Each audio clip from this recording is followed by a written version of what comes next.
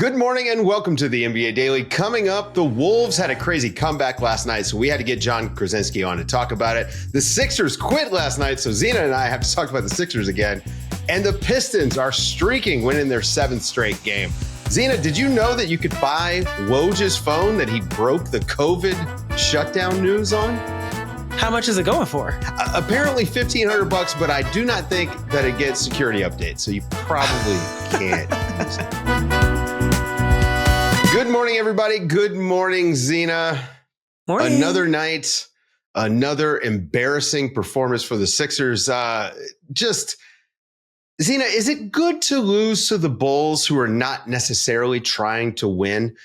And I mean, obviously, this is rhetorical, but is it? Yeah. Is it good to lose by 32 points? Awful game for the Sixers. They lost to the Bulls last night, 142-110.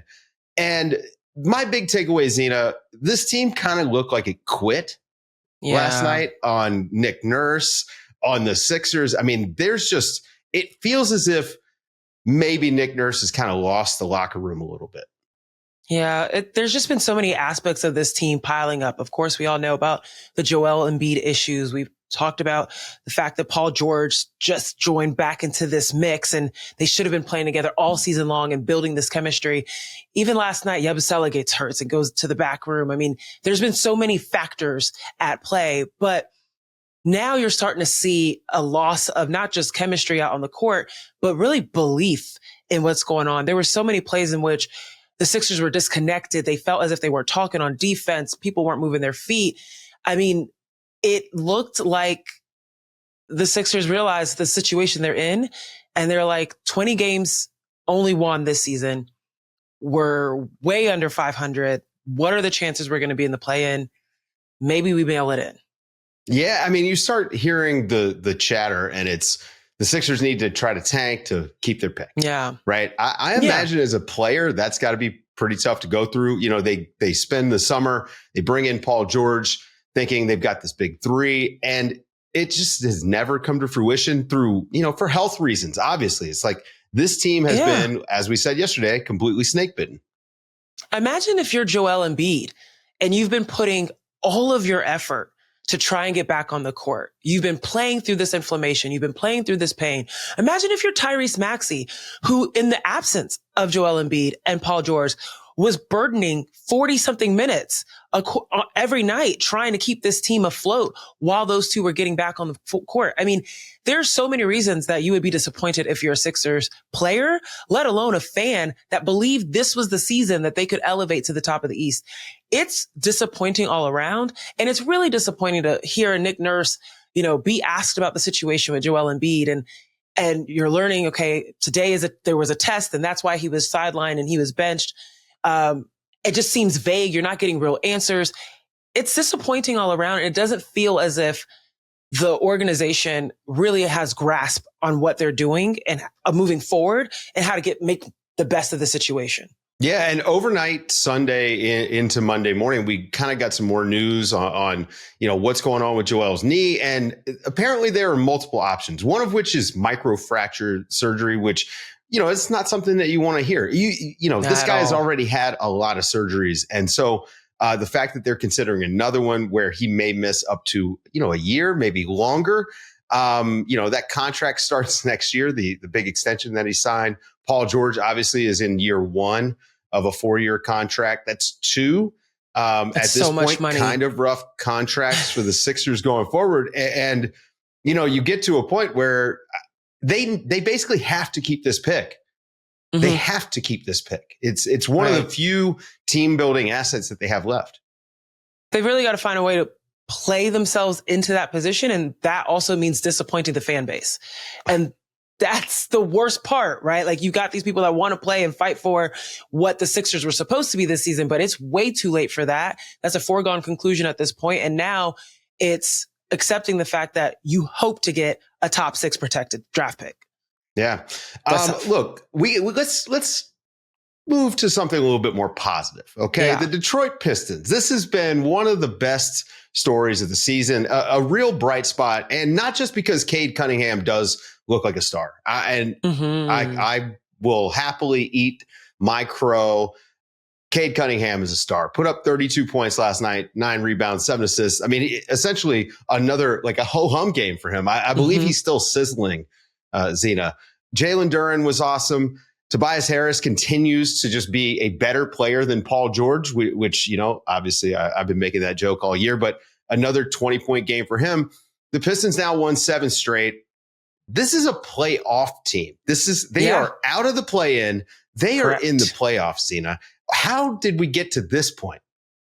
Well, if you guys have been listening to the NBA Daily since we launched, I've been saying Cade Cunningham is a star for a min. And I'm just really happy that he is validating everything that I've been saying and just being able to continuously put up these 30-point performances, creating for his teammates, creating for himself, coming off of screens, just attacking the basket, doing everything right that he's capable of doing. But what was not predicted for Detroit was just how good his supporting cast would be around him, namely Ausar Thompson. Ausar Thompson came back after, his blood clot incident, playing only 20 minutes a game, still trying to find his way through the game and the feel of the game. 24 minutes now a game, 13 points, almost 6 rebounds, but the defense. This man is in passing lanes.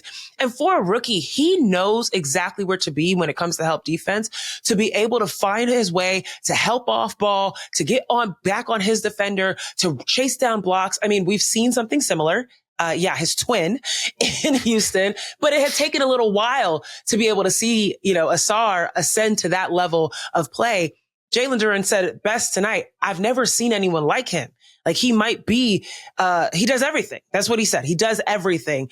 And so you've got an Ausar Thompson that can be counted on to do everything. You've got 3 vets in Tobias Harris, Tim Hardaway Jr., and Malik Beasley, who is currently shooting the lights out. In the last 7 games that they've won, shooting over 51% from 3. So you got these 3 veterans doing exactly what they're supposed to do. And then Cade Cunningham is finally getting to, become the star that he is. JB Bickerstaff, bravo. Because he has taken this team to another level. They've won 32 games this season. That's more games than they've won in the last 2 years combined. It also helps that this roster, as you mentioned, the veterans, it helps to have NBA quality players, which they didn't the last couple seasons. And, we saw this with San Antonio this year.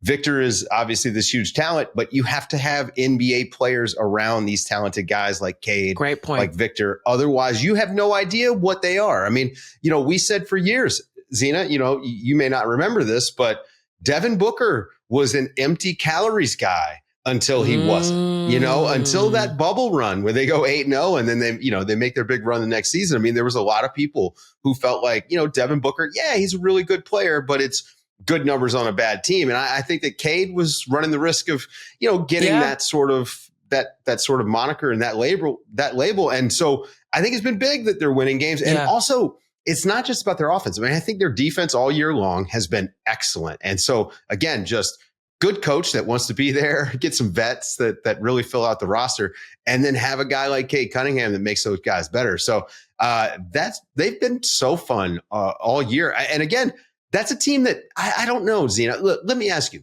Let's talk playoffs, okay? Because this is kind of, we haven't done this for the Pistons in a long time. We do this for everybody. No, in like a decade. Like it felt like it's been so long since they've been in this conversation. 6th place now. Let's go. Let's talk about it. So if the playoffs started today, they would be playing the New York Knicks. I mean, how do you size up the Pistons versus the Knicks? I mean, do they have a shot? I absolutely think they have a shot. Because one thing that Detroit has is that chip on their shoulder. They have this scrappiness to them that I think a lot of teams have underestimated all season. And it's funny, we're going to talk about this Minnesota OKC game. And when you think about who elevated Minnesota in that late game, it was the youth. It was the young guys being able to come in and have a point to prove against these veteran players. Now, I can see a situation in which the Knicks get a little comfortable against a team like an Ausar Thompson that wants to come out and fight and play like hard. Cade Cunningham, who feels as if he has a point to prove to make sure he's not an empty calories player on a bad team, right? And they finally have some veteran presence that can be able to assess the talent across the ball from them. Tobias Harris, a Malik Beasley, a Tim Hardaway Jr. that can look at a Jalen Brunson and Karl Anthony Towns and find a way to pick and roll them to death and take advantage of the fact that they're not so great on defense in that category. So I absolutely think they have a chance. It's going to be a matter of who has the consistency and their aggressiveness all night long. Yeah. It's the James Edwards Bowl. So that means we're destined to get it. I can't wait. He's going to have to cover both sides probably. Hunter Patterson and Fred Katz. And we're going to have 3 guys on this one series. Guys, stick around after the break. We're going to ask John Krawczynski why Ant was on the bench for that big comeback in OKC.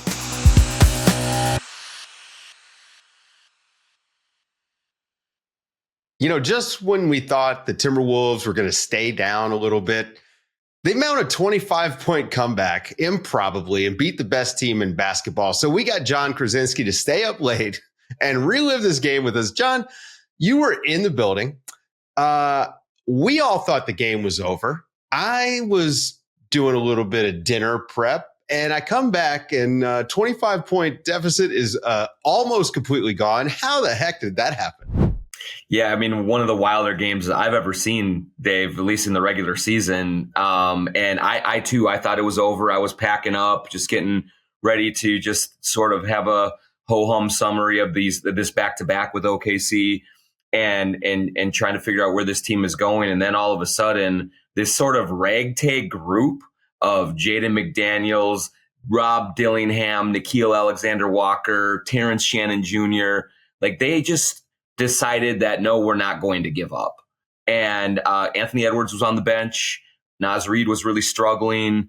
And really what Nickeil Alexander-Walker told me was, I was just trying to get us to feel good about ourselves coming out of the game, going to LA next. Like, I didn't think we were going to get back into it. And instead, they just kept coming at the Thunder. And I think that sort of youthful energy really propelled them. And all of a sudden it went from one of, a very demoralizing defeat to a potentially like a catapulting victory. They were thrilled in the locker room after the game. And it did show just kind of what they are capable of doing when everyone is kind of given up on them. So a lot of smiling faces and shocked faces after that one. I mean, including us. Including us. You should have seen Zena in the group chat. I was like, wait, what? I mean, 16-0 run in the fourth quarter, 41 points scored by the Timberwolves in the fourth quarter. We've been talking about them all season long, about this up and down team that hasn't quite figured out their offense. Where does Julius Randle play in this mix? Where does the whole team is reeling after Karl Anthony Towns has left? Julius Randle isn't playing. Rudy Gobert is not playing. Dante DiVincenzo is not playing. And here you go, as you mentioned, this ragtag group coming together. What do you think this really says about the Minnesota Timberwolves in terms of what they have in the coffers, like what they could pull out for the rest of this Western Conference? Yeah, I do think it just says that what they are is a team that has to be reckoned with or concerned or worried about in the right matchups. I think they're sort of in the mix with a lot of these Western Conference teams, whether it's Houston or the Clippers or the Warriors or whoever. Like, all of these teams have faults, but all of these teams have times where they can strike fear into your hearts. And I think one thing about these Wolves is, while everyone or many people around seem to want to just move on from them and just kick them to the curb after, 2 straight losses coming out of the break to the Rockets and the Thunder, after, having 21 losses this season in clutch time, a lot of these things that have happened. Yeah, the Julius Randle fit. There's all of these reasons to say, no need to worry about these guys. But every time they're just right on the brink of really seems like derailing, then they put something together like this. And then it's a team that just has bands together, and there's a little bit of defiance in them right now. They know that people are down on them. They know that people are doubting them. And so when they kind of put together the collective will that they had, and let's also, guys, get to Chris Finch, who has taken plenty of criticism this season. He switches to just straight up blitzing Shai Gilgeous-Alexander to get the ball out of his hands. Yes. And that turned the entire game. All of a sudden, the rest of these Thunder players got real tight taking these shots in the fourth quarter. And you could just see it, as the game went on. Kason Wallace, Alex Caruso, Jalen Williams, all these guys just were not used to having the ball in big time situations. And I think that really swung the game in the favor of the Wolves. And that's a credit to Chris Finch, just changing it up there right at the last minute to do something. Well, also, that's one of the benefits of having those young guys out there. I mean, Rob Dillingham and Terrence Shannon Jr. were awesome down the stretch of this game, especially from a defensive energy standpoint. At one point, the Wolves kind of zoned up a little bit. Rob Dillingham's back there running the entire baseline, corner to corner, contesting shots in both corners. I mean, this guy was all over the place. And, we just laid out there, no Rudy Gobert, no Randall, no DiVincenzo, but these were two rookies that coming into the year, I mean, at least from my standpoint, I'm thinking they really want to see what they've got, because obviously we talk a lot about Dillingham potentially being a replacement for Mike Conley down the line.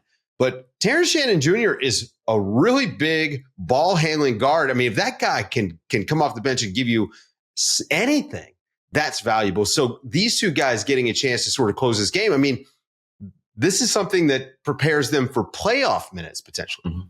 For sure. And you look at Terrence, so it's really interesting to juxtapose the two of them, because you have Rob Dillingham, this 20-year-old, wiry, just, electricity, but also in good ways and bad, that goes out there and just kind of runs around with his head cut off sometimes. And sometimes it's great, and sometimes it's crazy. Whereas Shannon is he's older than Anthony Edwards. He's 24 years old. He is a big grown man. Like when you talk about trying to mix it up with physicality with that Oklahoma City team, he enforced his will physically on them down the stretch, getting rebounds, getting to the paint, forcing them to collapse, and good things happened. And then, guys, let's also throw Jalen Clark in there. He has been a bit of a revelation, for them over the last 5 or 6 games. And he bothers Shai Gilgeous-Alexander. He is a great defender at the end of regulation. One of the better defensive possessions you're ever going to see on Shai Gilgeous to force a tough shot that missed, and allowed them to get to overtime. And so you look at those 3 guys, and you forecast it not only into the playoffs, but it's so important for the future of this team that is still short on draft picks because of the Rudy Gobert trade. Well, but if you have, 24-year-old Shannon, if you have 20-year-old Dillingham, if you have 21 or 22-year-old Jalen Clark, maybe now that's not as catastrophic for your team building going forward as well. And they look like they're ready to play. And I also think, guys, human nature of the Thunder, you're up big. Anthony Edwards is on the bench. You're relaxing, you're chilling out a little bit. And all of a sudden that momentum gets rolling and these young guys believe in themselves. And now you're like, oh, bleep. We let the, we let the cat out of the bag, and there's no putting them back in. I love the human censorship. Right. The self-censorship was amazing. And I'm so happy that you brought up Jalen Clark. You took the words right out of my mouth. With it between his length as well as Jaden McDaniels, especially at the top of, that zone that they were doing, you could see that the OKC guards were so bothered. And now they've kind of laid out a blueprint for the rest of the league in terms of what to do with OKC and tiring them out and then making them feel uncomfortable and speeding up their offense. So I'm curious to you, John, is this game more of a tell for Minnesota and what they're capable of, or is it more of a tell of OKC and how easily they can be disrupted? Yeah, I mean, part of it, you look at, largest comeback, fourth quarter comeback in franchise history. I think they were still down 16 with 3:45 to go, and only one team since 2002 and 03 has come back from that big of a deficit in that short of a time. So there is some element of, outlier here that you wonder about. Like, did it just go crazy and everything go right for them? But I do think that the Oklahoma City Thunder have to look in the mirror a little bit on this, because I can guarantee you other teams are going to throw more zone at them. They are going to blitz Shai Gilgeous a lot more, and they are going to say, hey, if we are going to lose to you by Aaron Wiggins and Alex Caruso and Jalen Williams, hitting threes, we're going to shake your hand and go with it. And so I do think that those other supporting role players for the Thunder, who have been great all year, they're going to be tested more and more, especially in a playoff series, and say, all right, like, it's cool in the regular season, but are you really ready to do this at this high of a level for this many games in a row? Right. And I think that there's still an element of the Thunder that have to prove and have to show that. And games like this give people just a little bit more belief and maybe inject just a little bit of doubt in the Thunder's minds about what to do in those situations.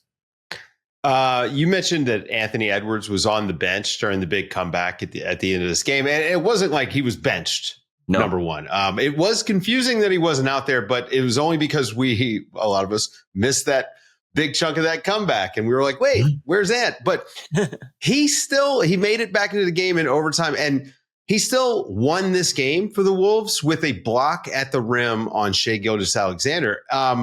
What is it like for this team that their best player just comes up with ways to make plays, even on a night? I mean, what was he, 5 of 15? He didn't shoot the ball all that well. He did rebound very well, and he was making plays for other guys. But, he's known as a scorer, and here he is making the game-sealing block at the rim.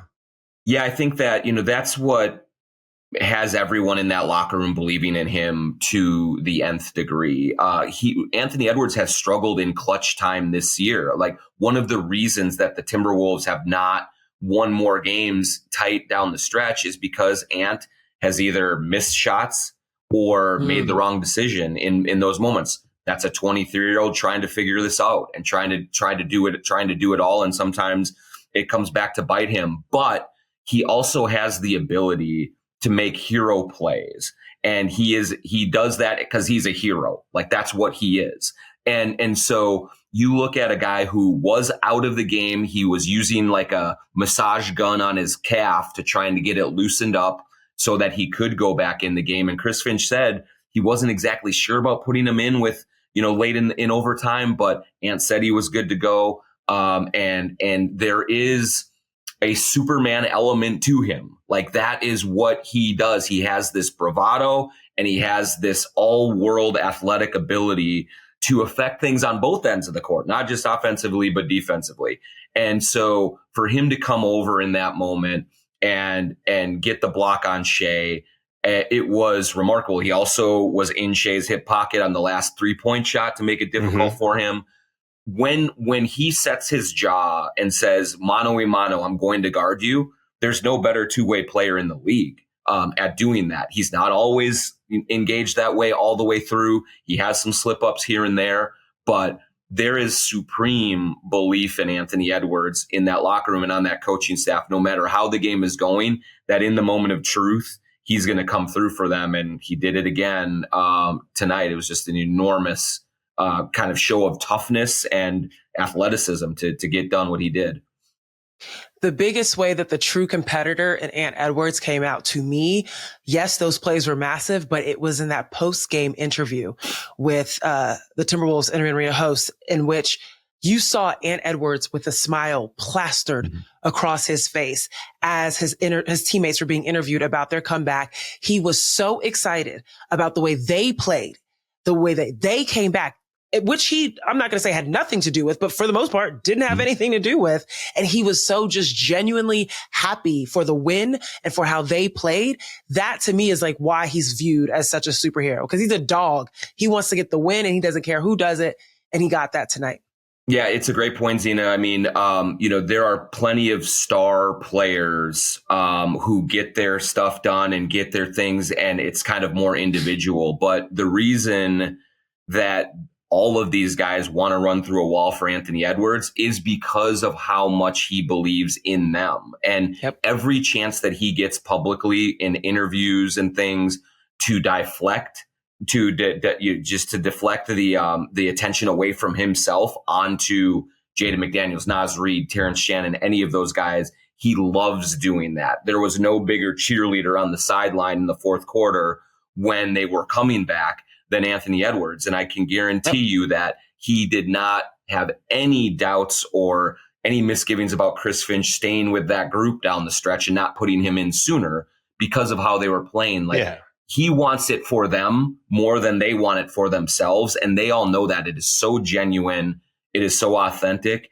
And that does separate Ant from a lot of the guys, especially a lot of the young guys in this league. Yeah, he was on the sideline in a hoodie, and he wasn't even like zipping it up and down. He wasn't being antsy like a guy who wanted to jump back in. It was actually, I mean, again, that comeback was incredible. I think that this could be one of those turning point sort of games, because I was going to ask you if this was, measuring stick, expecting them to lose this one back to back, and all of a sudden now maybe this is something they can build some momentum on. Certainly, everybody go and read John over at The Athletic. It's easy. If you follow him on the app, you get a notification every time he posts a new story. So definitely go and do that. Thank you, John Krawczynski, for joining the show. For Zena Keita, I'm Dave DuFour, and that's going to do it for the NBA Daily. Thank you guys for waking up with us.